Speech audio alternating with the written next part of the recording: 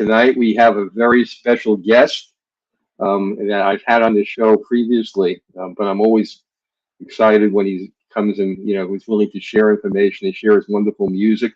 We have Curtis Harmon, one of the co-founders of Pieces of a Dream. He plays drums and he's he writes music, and he's just he's been out there for decades, and the music gets better and better, which is hard to believe. So I'm going to bring Curtis on in a minute. They're the creators of smooth jazz. It didn't exist before they started creating smooth jazz. So you're looking at an original who's updated and always current and always has something new to offer. So Curtis, let me bring you on and say hello to everybody. Hi, Curtis. Hey, how you doing? Good, How's good. everybody? Good. I was just telling everybody about the fact that you're an original and you're current. You're the creator of smooth jazz along with James Lloyd. hmm And over the years, you've always been able to update, maintain your music as being current and exciting and interesting. Well, And there's thank you. always a new twist to it.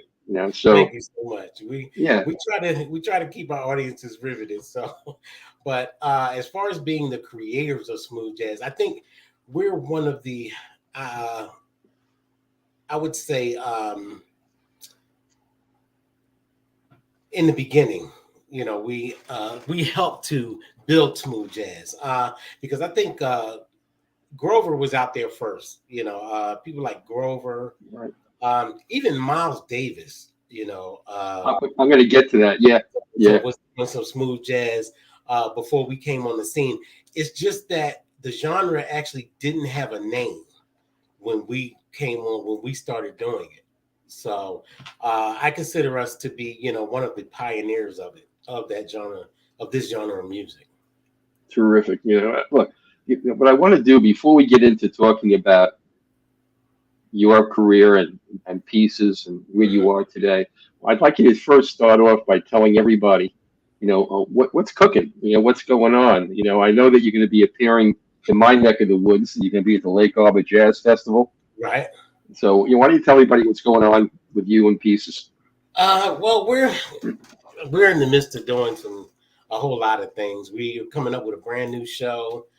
We're kind of trying to update pieces of a dream, sound, image, just about everything. So, but we've got the Lake Arbor Jazz Fest coming up. We're doing the White Night, from what I understand, and it's going to be a blast. Yes, Summer White Affair. That's what we're doing. So it's going to be a blast. We got some great musicians in the band now, and it's a higher energy show. So people will really love.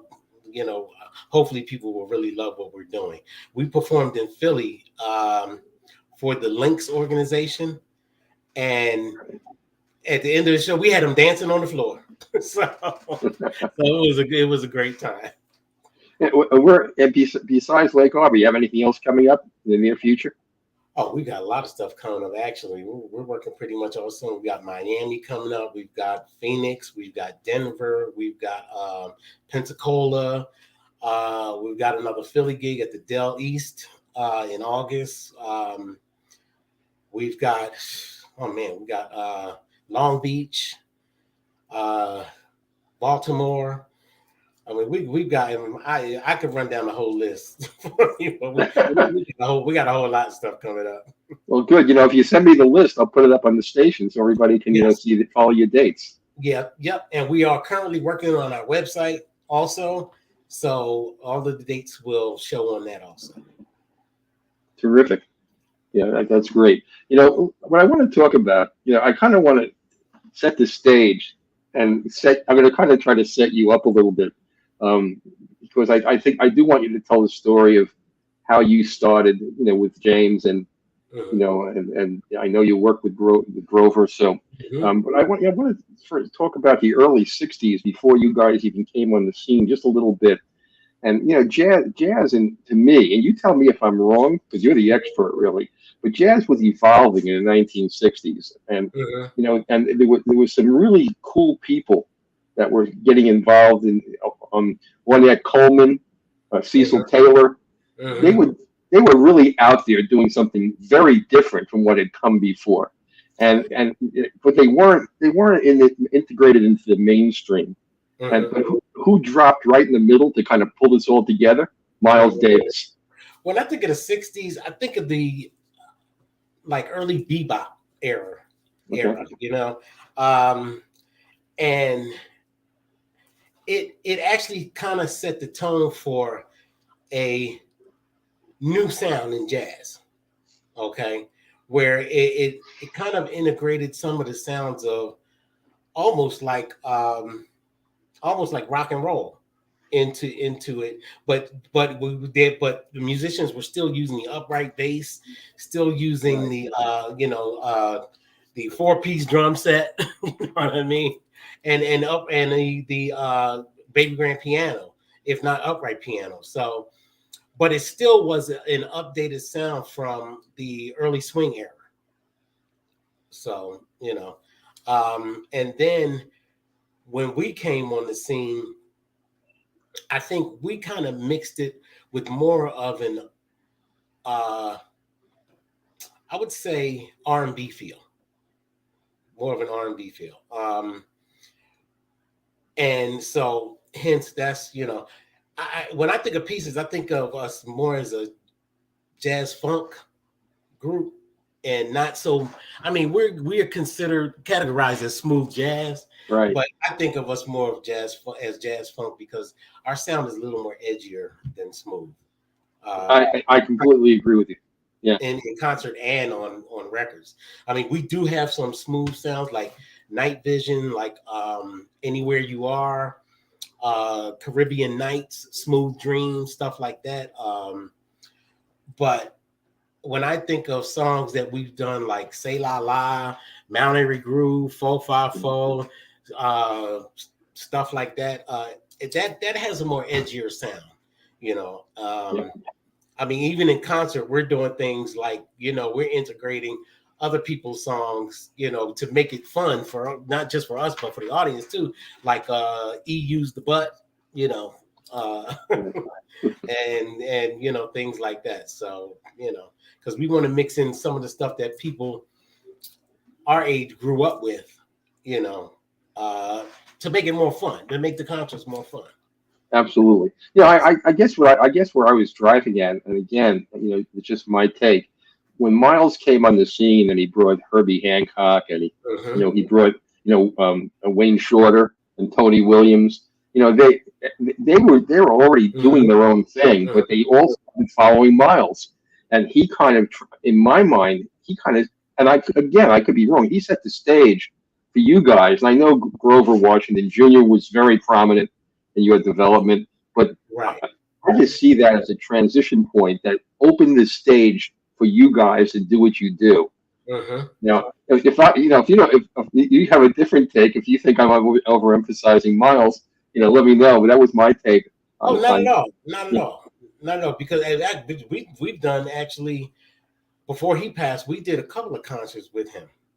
So I know. we were blessed enough to be on the same stage with him. So that's amazing. I remember doing the Playboy Jazz Festival, which was I think maybe our first really big jazz festival. And we were in company with people like Sarah Vaughan, Nancy Wilson, Miles Davis, Al Jarreau, he was either Mercer Ellington or Count Basie's band, one of those. Wow. Okay. And man, I mean, we were like, I think I was 18 at the time, and James was 16. So we've had a very blessed career to be with such people like that. I mean, but as we went through going through some of the years that we played, we've also played with people like SWV, Rick James, Chaka Khan. One of the people I really would love to play with that we have not gotten a chance to play with yet is like Stevie Wonder. Okay, oh wow, that would be incredible. That I actually really wanted to play with that we probably haven't played with. So but we've been in concert with some really big icons of music. in different genres too. So, Yeah. Well, that's why.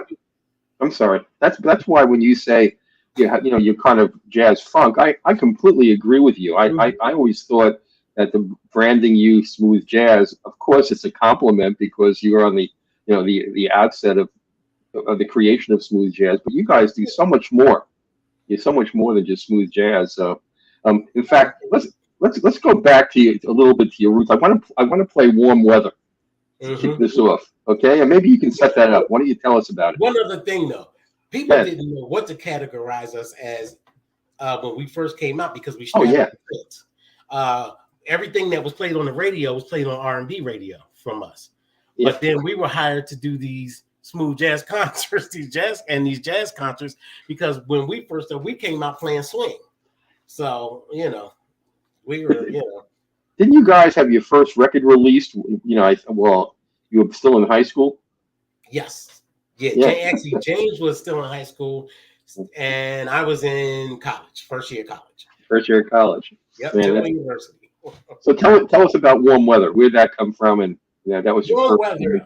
That was written by Dexter Wansell and Cynthia Biggs, everybody knows who Dexter Wansell is. He wrote Nights Over Egypt, The Jones Girls, and he's had hit after hit after hit.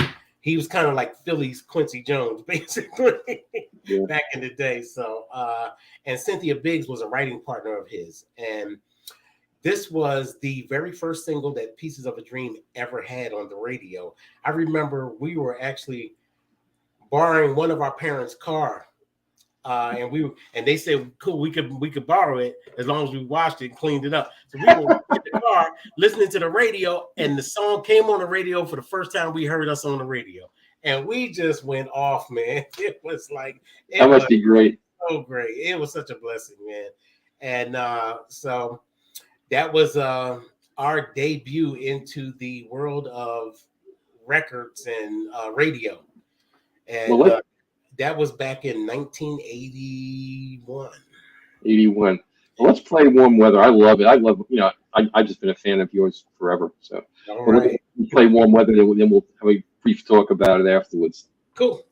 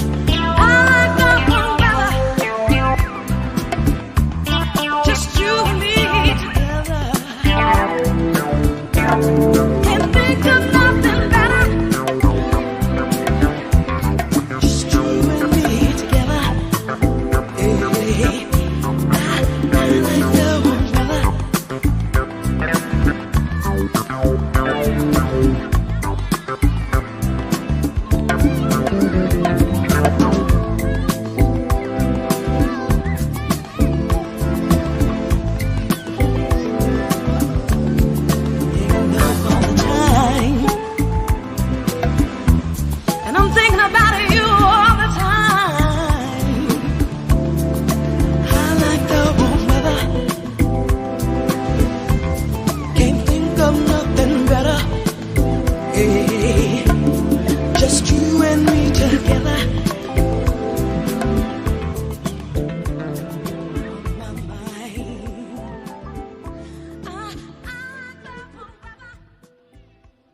Great track. Love it. It brings back so many memories. You know, we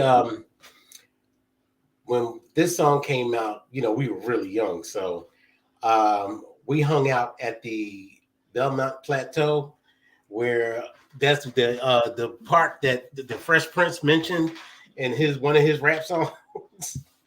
And Summertime. Matter of fact, it was called Summertime, the Fresh Prince song. And he mentions the Belmont Plateau in that song. And I remember being at the Belmont Plateau when this would come on the radio, man. And all our friends that knew us would come up and say, yo, that's your song, man. That must be so cool. Yeah, really good. Who did the vocals? That's Barbara Walker. She's a premier vocalist around in the Philadelphia area. And and it's funny because she's the only vocalist we ever had that could actually do that song and make a performance out of it. Everybody else that we've had tried to do that song, it just wasn't, you know. It just wasn't really. Yeah. So she's the only one that could really make a performance out of that song. Were you playing percussion on there? A little bit. That was mostly Doc Gibbs. Okay. I'm playing drums. Yeah, I knew you played drums. I was just wondering if you I did play a little bit of percussion. A couple. Yeah. Well, that's such a great track, you know. Yeah, it's very it's kind of like mellow but grooving, you know. Well, yeah, I mean, look, right away, there's a funk beat in that song. It's just it's not clear, smooth jazz. It's kind of nice. It's actually kind of a pop vibe to it. Yeah, because the beat is so straight. Yeah. So you know, but that was our very first single, and that was a song that actually made the mark for us in the radio industry and in the performance industry, basically too. So. Well, I want to play another early track, that I love, Mount Airy Groove. So why don't you set that one up and tell us a little bit about that? Okay. Mount Airy Groove was the side B of a single from our second album. Huh. It was actually the side A that was supposed to be played was called Please Don't Do This to Me, which was another Mr. Wansa song. Mount Airy Groove also was kind of like a small accident that happened. We were at rehearsal and we were taping our rehearsal. And when we had finished, we forgot to cut off the tape and we just started messing around. And when we played it, when we were like, oh man, we left the tape on. So we listened back to it and some of what came out to be Mount Airy Groove was on it. So we decided to take it, mold it, and shape it into what Mount Airy Groove actually turned out to be. And so we put out Please Don't Do This to Me as the single, the first single on the second album, and then side B, which, back then it was vinyl. So side B was Mount Airy Groove. Well, the record company calls Grover and says, listen, all the DJs are flipping the record over. So listen, I need you to go back in the studio. I need all y'all to go back in the studio and cut a 12-inch of this. Mount Airy Groove. So that's what we did. So Mount Airy Groove ended up being the second single from the second album. Please Don't Do This to Me was released as the first single, but didn't last long because Mount Airy Groove kind of pushed it out of the way. Yeah, when the Beatles came out with their first song, I Want to Hold Your Hand with side B. Right. It wasn't supposed to be side A. So this is not the first time that's happened. So. No, it's not the first time. But let's play it. It's a great track. So let's play that now for everybody. Sure.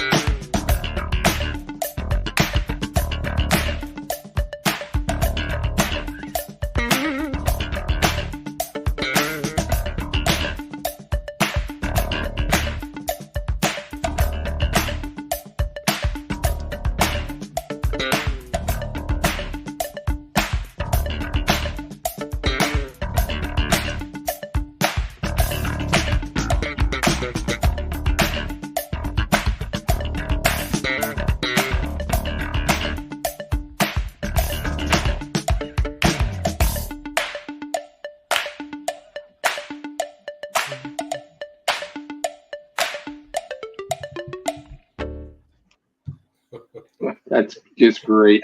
I love that. I love that Mount Airy groove. Thank you, man. Thank you. I just want to say thanks to Alice Banks for the compliment also.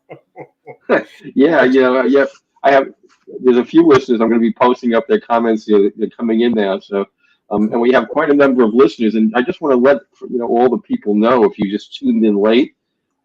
This is Curtis Harmon from Pieces of a Dream, and Curtis is a drummer and co-founder, and one of the originators of smooth jazz. And we've been talking about the fact that they do smooth jazz and everything else.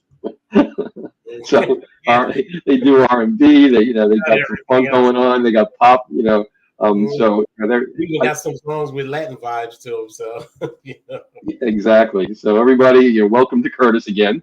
And you know what? You know what? Here's a fun fact for you. There's a rap version of Mount Airy Groove that we put out also. Really, I didn't know that. Yep, there's a rap version of that too. Because Grandmaster Flash, when he heard Mount Airy Groove, he did a rap version, and the record company didn't want his version to mess with the sales of our version.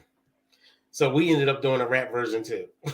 So, wow. Okay, I did not know that also. you should try to find that when you can. It's probably on YouTube somewhere. Yeah, what I'd like to move to a little bit. Eventually you end up with EMI Blue Note, and you did 7 albums while you were there.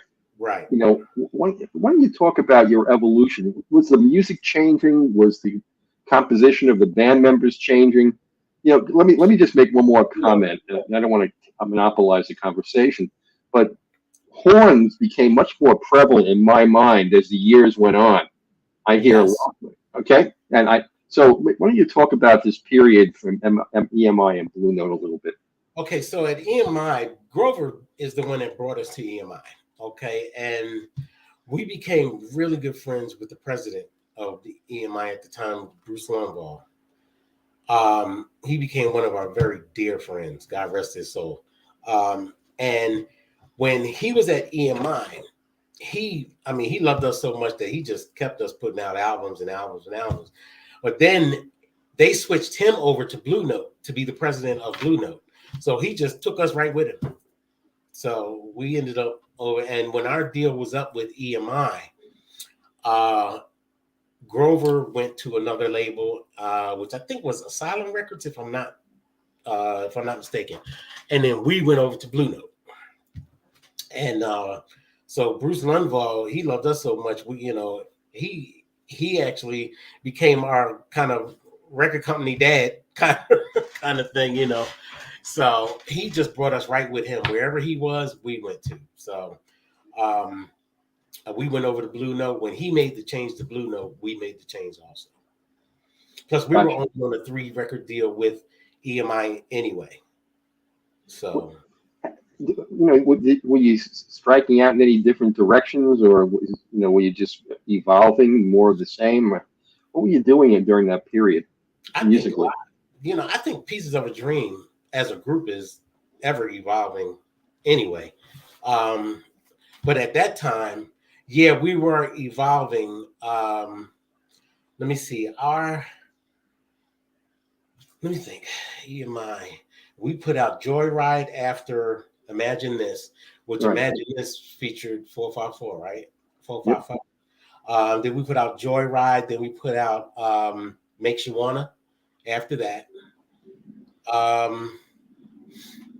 Then was it, I think, about that time, if I'm not mistaken, was after that. So we did a certain amount of albums while we were still on, because I think our first album with Blue Note was Goodbye Manhattan, which featured what's the girl's name? Eva Cassidy. On that album, on that CD. So, but we definitely did a lot of work with Bruce Lundvall while we were on the 2 labels that he was president of. But our sound evolved because James and I tried to update our sound every chance we got. I mean, with the newer equipment that came out, we bought the newer equipment, and updated our sound. Even with the musicians that we got to play with us, you know, we searched for better and better musicians in each era of our career. Do you still record in analog or digital? No, we're all digital now. So you don't use analog anymore. No. Okay, I know a lot of artists like these analog sound because it's a little smoother. Well, it depends on what it calls for. Yeah. I mean, I don't actually have any analog equipment in my studio, but if I need something that's like analog, like say a Moog or Mini Moog or something like that, Right. I know where to get one. So you know what I mean. So it's not that I don't choose to use or that I don't want to use it. It's just that I'm in what I'm writing today. It just doesn't call for it at this particular point in time. Gotcha. Okay. Well, we talked a little bit about the technology, but what influences during this period, musical influences, do you recall were producing the kind of the more of an edge or a different kind of sound for pieces? Mm-hmm.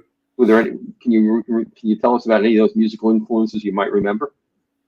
As far as people or as far as equipment? People. We talked about equipment. Herbie Hancock was one.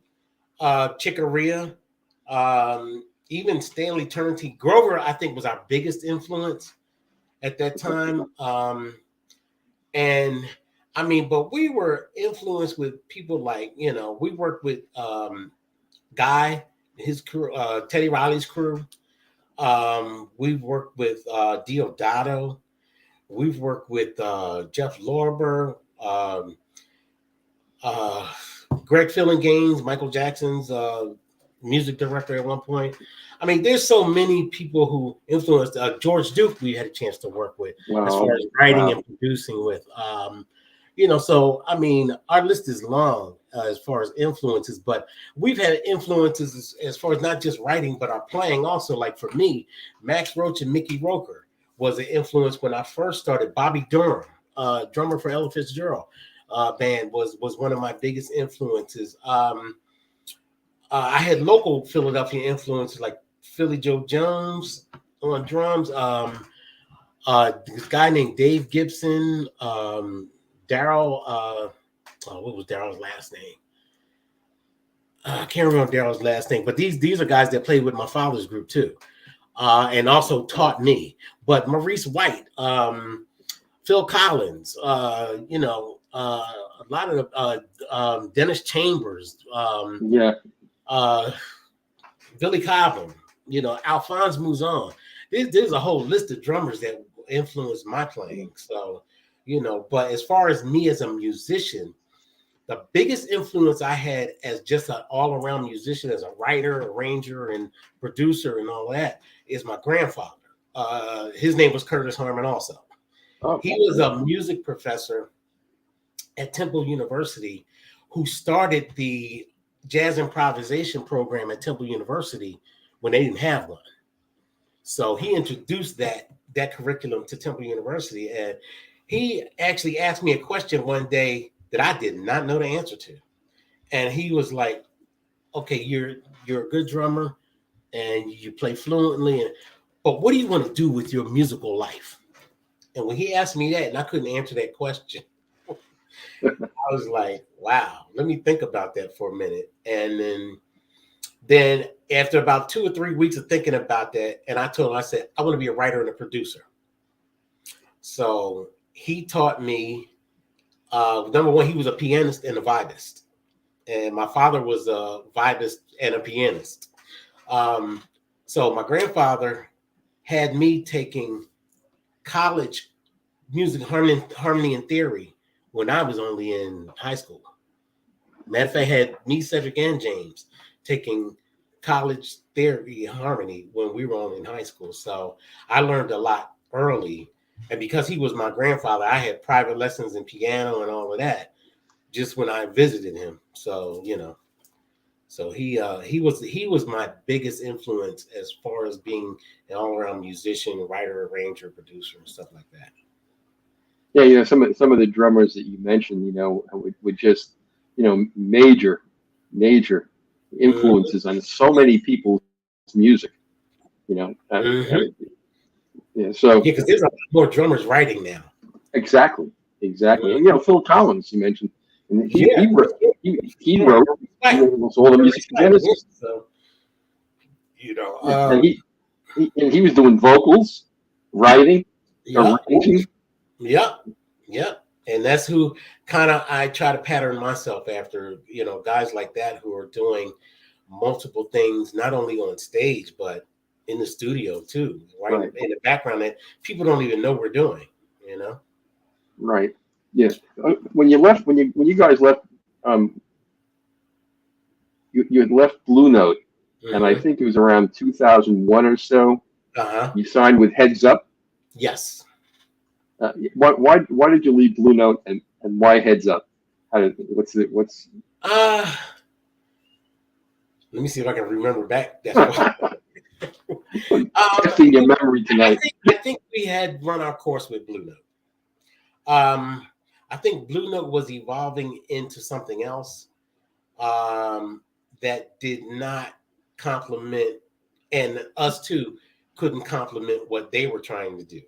They didn't complement what we were trying to do, and we probably didn't complement where their direction was going also. So we felt, I guess, we needed a change, um, and Heads Up at the time wanted to pick us up. So when you're being sought after by a record company, Yeah. if the deal is right, then go Yeah. for it. You know what I Sure. mean? Because not every deal is right. So, but that one happened to be right at the time. So, Yeah. There's one of the songs I want to play is Acquainted with the Night, mm-hmm. and that's one of the songs that you did during that period, right? Yeah, I think that's a song that James wrote. Yeah. Let me see if I have that one here. I hope so. No, I don't have it. I wanted to play that. I really love that song. Okay, I didn't load it for tonight. But um, Okay. that was a song on your silver anniversary, wasn't it? Yes. Yeah, I think 25 years. Yep.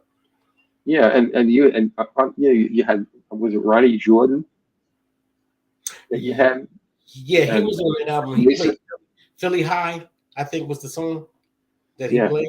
Yeah. yeah, but that whole album, you also had Mesa performing. Is that right? On one of the songs. Yes. You and I think was the song called. Yeah, Yep. yeah. I've had Mesa on the show also, and she talked about that song, doing that song with you guys. Masa's a great girl. I like she has a new single out now that's really nice too. Yeah, she's been really busy lately, like you guys are too. Yeah. Yeah, Yeah. I yeah. mean, And you also had, we've been blessed with a nice schedule this year and able to hit a lot of places that we were not able to hit in the prior years. Well, one because of COVID, and two because we didn't. I guess I guess we weren't as popular at the time. I think because we've been hitting more places now, our popularity's beginning to rise again. So yeah, yeah, I think you're absolutely right. You even had Gerald that's Albright. a blessing. So, You had Gerald Albright perform on that during that period too, and some of your music, didn't you? I think he did one or two tracks. Yes. Yeah, and Kenny Blake. Yep. Had Kenny Yeah, Blake on that. Yep. yeah. I mean, you had two top five singles, from that period. Do you know that? Say that again. You had two top five single hits. Yeah, but don't ask me what they were because I can't. I can't remember what they were. I don't. I remember you had a couple of. I just remember you had a couple of top hits. I don't recall the exact songs either, but that was a very productive period for you during those years. Hmm. You, Actually, you, in a couple of matter of fact, actually, if I can remember correctly, we had more than a couple of top five hits in that stretch with Shawnee. I'm sorry. Heads Up. Heads Heads Up. Up. Yeah. So, but and because one of our albums debuted at number one of the singles debuted at number one. Well, you followed that. You had Love Silhouettes came out during that time, and No Assembly Required, and Pillow Right, Talk. Right, right. You guys were just knocking out album after album after Mhm. album from Ahead to the 2001. Past was another one. Yeah, yeah. Mhm. I mean, it was you were doing like an album a year or more. Yeah, yep. We were at that time. And I think, the one problem with that, I think, is that when you do albums that quickly and have material ready that quickly, I think it doesn't give the previous album a chance to get enough. You don't get a chance to get enough singles out of the previous album. And I Yeah. think it kind of overshadows the previous album when you come out with something new. Like, personally, I think any album, depending on how good the writing and material is, could get 3 to 4 singles out of it if you space them, like every 5 to 6 months. You can get, I think you could get 2 years out of an album and then follow up with another album after those 2 years are up. You know what I mean? And I think that would be getting the most out of any project that, that you put out. No, When you I think stuff right back to back like that, I don't think you get enough. I don't think you get the longevity that or the life out of the album that's possible to get. I think you're absolutely right because when you put out another album, people turn to that and you don't get enough time to get the play you Right, should be getting from the right, previous album. You're absolutely right. right. So it's interesting, but an album every 2 years seems to be the way to go. I think it works perfectly for us. So Yeah. plus you get to tour that album. If you could get 3 to 4 singles out of it, I think the album has done its job and run its course. Yeah, I think you're right about that. Let me ask you this question, Curtis. We're talking about now a period into the 2000s already. We're moving into we're talking about your music, the second decade of 2000. What changes have you? I think there's been just major changes from 2000 on. It was almost like a break between a lot of the traditional music and traditional technology, and how music is distributed, how music is played. Oh, okay. Well, okay. So we've left as of I think the mid 90s. We left the wax era, right? Got into so you got cassette tapes, no, 8-track tapes right, in the 70s, right? And right, early 80s. Then you went to cassette tapes. right. Then you went to CDs. Okay. Yeah. Then, Streaming. and I think now we're at the end of the CD age because streaming and downloading has taken over everything. Music, movies, TV, everything. It's all about the streaming and downloading now. Yeah, So, streaming's even knocked out cable. Yeah, right. Exactly. Hey, exactly. I'm a prime example. I stream. Only reason I still have cable is for internet. That's right. That's right. That's about it. So. That's right. But when you think about the changes, I wish I had been on the in on the Fire Stick thing and made some what's the word I'm looking for? Investments in the Fire Stick. Well, I'd be a rich man by now. Well, Curtis, these changes we're talking about, a lot of them, going from CD to streaming was a major change. And because when there were no more CDs, there's no more record labels. That's really what happened, if you think about it. Well, we still have the record labels. It's just how they sell the material now. But it's also what they do for artists compared to, and it's they used to do A&R, and they put you out on the road. Yeah, that's actually almost non-existent now. Non-existent. Now we're hiring independent promotions, but I'll tell you what it did do for artists. It allows us to independently do our own projects. And even if we do go with a record company, it still allows us to call our own shots. You know, we can still do our own promotions. We can still basically dictate what we want the singles to be like. You know, what we want our singles to be, and you know, and I think if it continues to go that way, I think the artist will make out a lot better. Well, than we have in the past. Well, let's talk about that for a minute. You know, you guys tour. You tour a lot. You know, I had on my show Brian Culbertson, you know, who runs, and I think you participated, I think, in his own festivals. And you know, so he runs festivals. He does. Yeah, we did in Napa Valley with him. Yeah, Napa Valley, and he does one in Chicago too. But he also does. He tours and he records. You know, and if you're doing what you're doing, and you're doing like what Brian's doing, both of you, right? You know, you have multiple sources of revenue and multiple sources to garner new fans. But if you just try to put your recordings out there, unless it goes viral, it's really tough to develop a career. You know, if you're not touring, you know, if you're not, especially these days, yes. Yeah, see, you know, you have to tour these days. You have to be more entrepreneurial. And you know, the touring and concerts is our mainstream revenue, unless you're somebody like Quincy Jones, you know. Exactly.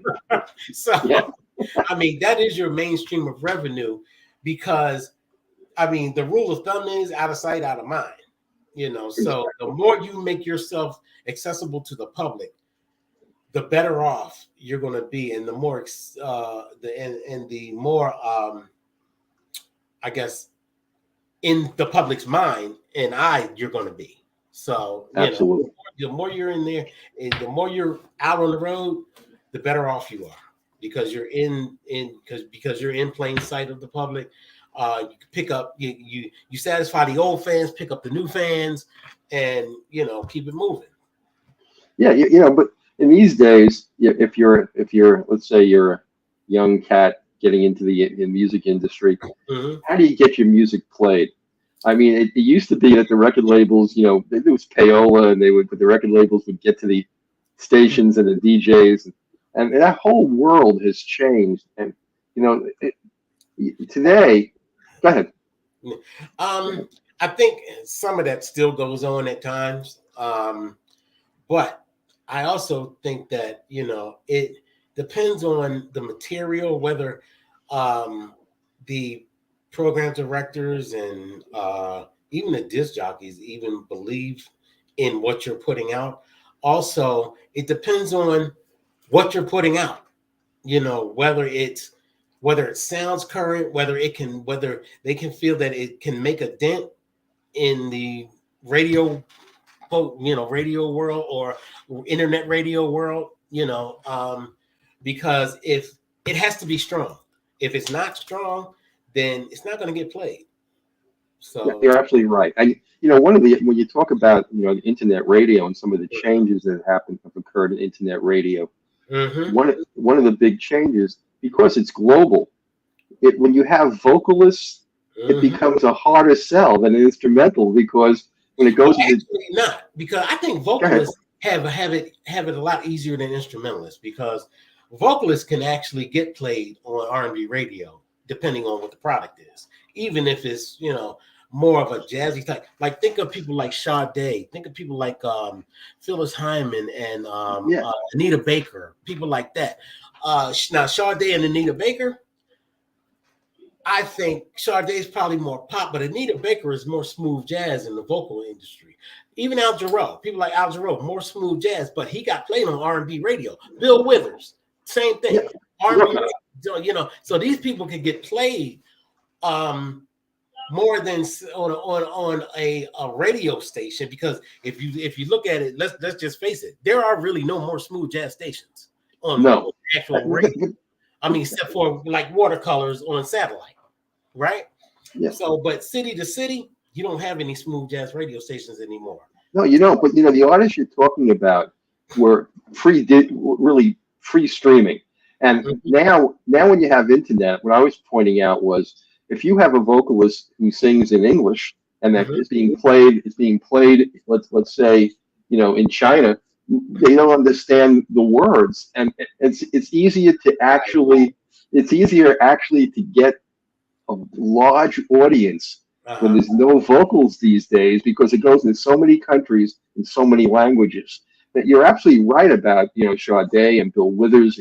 Back in those days, yeah, if you had a vocal, you can get played a lot, Mhm. more than you could probably just being an instrumentalist. But now it's reversed. Well, And, let's not forget the genre of rap music, which is vocal, very vocal genre.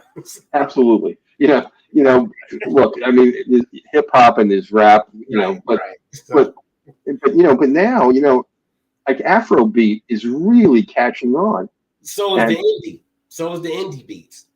yes, Mhm. exactly. And I just think that one of the things that the internet has done, it's allowed kind of for a diaspora effect. It's Mhm. so many different kinds of rhythms and instruments now are being integrated into music because Right. it's becoming global. Mhm. And I think that's where pieces, has an evolving future all the time, Well, because because we listen to a lot of different stations. I listen for like the Groove is a station on um, a Sirius XM. All right, I listen to that. I listen to Watercolors. I listen to Heart and Soul. I listen to a bunch of different stations to get a. I even have the one of the kids stations because I got grandkids. I have one of those programmed in my radio also because yeah, because they like it. But when I was listening to some of it today, because I have them right now with me, and I'm listening to the beats they're playing, and I'm loving it. I'm like, man, that's funky as all get out. So now I just done put some other ideas in my head to write some stuff that sounds kind of like that. So um, as we as musicians go through different experiences and hear and see different things, that's inspiration to write differently. That's inspiration to write absolutely. with a broad spectrum. You know what I mean? So You know it's what? what you're going to get out of any given musician. I write stuff that's on mostly, I think, a very funky vibe. But then I have like these mellow Latin songs that I've written, like "Feeling Good," like this song "Caribbean Nights," like a song I wrote for my wife, "Wherever You Are."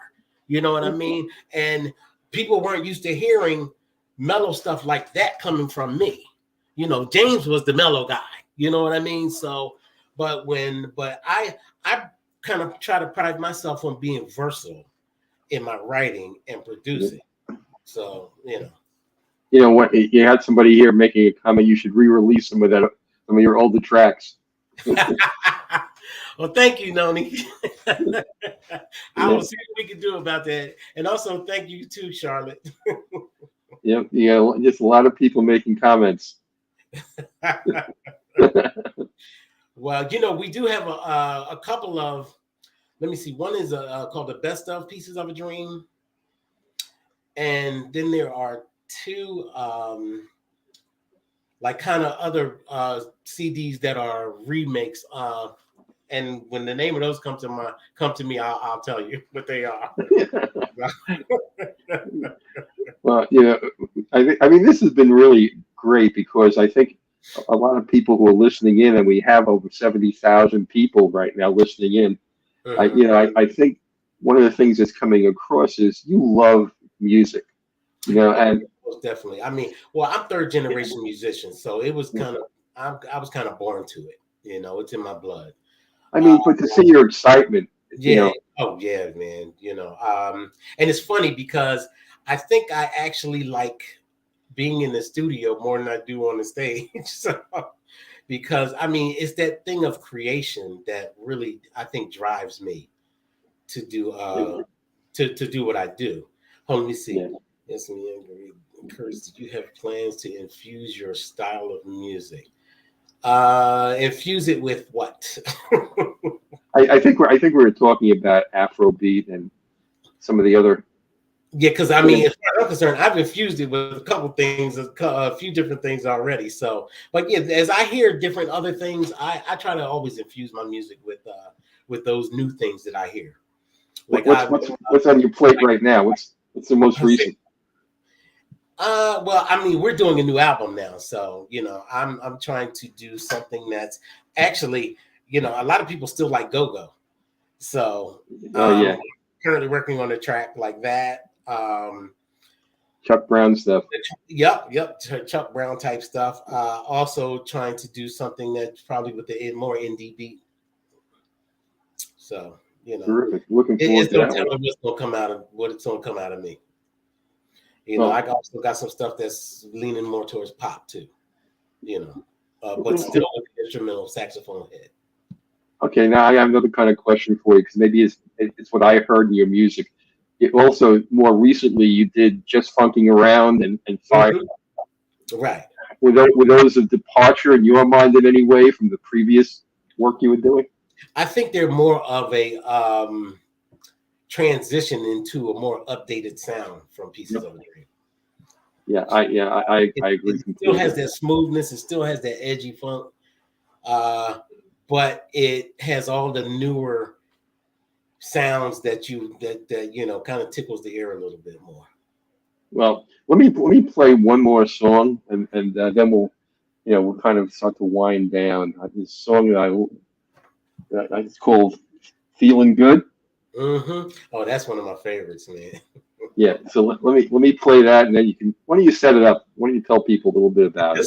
This song is one that I wrote with. I'll tell you what. This song is one. My guitar player, Chris Harris, said he had never written a song before, and so I said, "I'll tell you what," because I've written with just about everybody else in Pieces in the group, and except for him. And at this time, I said, "You're gonna write a song on this album. You're gonna help me write a song on this album." So I set up the rhythm track and everything, got the background stuff done, and I told him, I said, "I want you and Tony to come up with the melody for this song."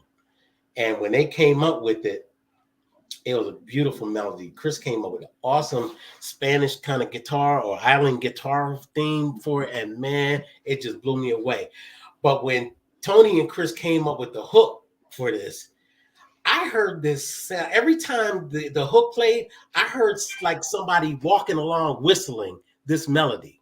So I found a sound that sounded like a whistle, like somebody whistling, and put it on there.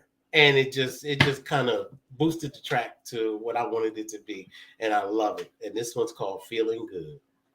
Yeah, and when you say Tony, who you're referring to? Sax player, our saxophonist. Yeah, I feel I knew that. I just wanted you to tell everybody else. Oh yeah, Tony Watson is our sax. Matter of fact, let me just name all our group members. We have the incomparable David Dyson on bass. We have Alex Simon on percussion, who is from the hit Broadway show Stomp, and he also MCs a bunch of shows around the country and is also an inspirational speaker. We have, of course, Tony Watson Jr. on sax, Chris, who's also plays with Lindsey Webster and a few other artists. But luckily, Tony's allegiance has been to this group for the last 14, maybe 15 years.